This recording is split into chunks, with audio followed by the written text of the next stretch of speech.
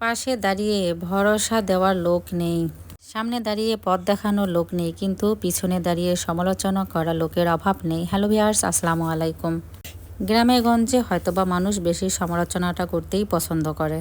তো যাই হোক, আলোচনায় থাকলে হয়তোবা সমালোচনাও তো করবে, তাই না? এটাই মেনে নিতে হবে। তো সকালবেলা আজকে ঘুম থেকে উঠেই একটু লেবু পানি খেলাম। লেবু পানিটা কন্টিনিউ করতে পারতেছি না। যেদিন একটু সময় পাই বা ভালো লাগে খেতে, সেদিনেই কিন্তু আমি খাই।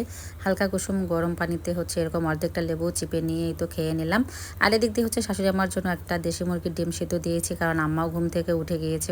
তো সকালবেলা খালি পেটে আগে ডিমটাই দেই, কারণ ডিমটা দিতে বলেছে আমার বড় ননাস। এই ডিমটা নাকি সকালবেলা খালি পেটে হার্টের রোগীদের জন্য অনেক উপকারী। আপনারা জেনে না থাকলে অবশ্যই এটা জেনে রাখুন, কাজে লাগবে যাদের যাদের হার্টের প্রবলেম আছে।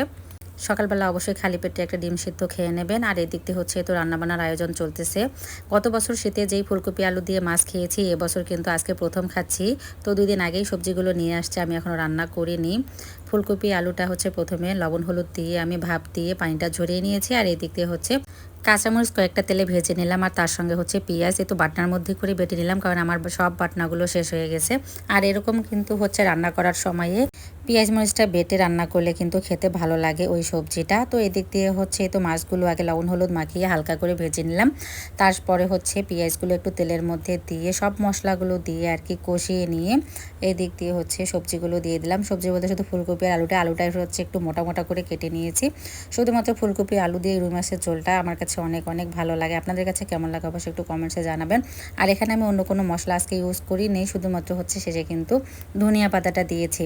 আর কালারটা দেখতে আপনাদের কাছে কেমন লাগতেছে? আমার মাছের কালারটা আমার কাছেই কিন্তু ভালো লাগতেছে আর কি দেখতে। আর এদিক দিয়ে এবার রং চা বানিয়ে নিলাম, কারণ একটা তরকারি আর কি কোনো মতনে আমি রান্না করে দিই। আমার হাজব্যান্ড যেহেতু অফিসে যাবে, ছেলে স্কুলে যাবে, তাই এরপরে মাঝখানে বিরতি নিয়ে একটু চা বানিয়ে আমরা সবাই মিলে খেয়ে নেই।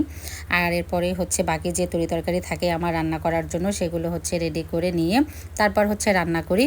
তো এরপরে লাউ শাক গতকালকে আমার মেজননাস দিয়েছে, তো ওইগুলো রান্না করে দিলাম। আমার শাশুড়ি আমার খুব খেতে ইচ্ছে করেছে।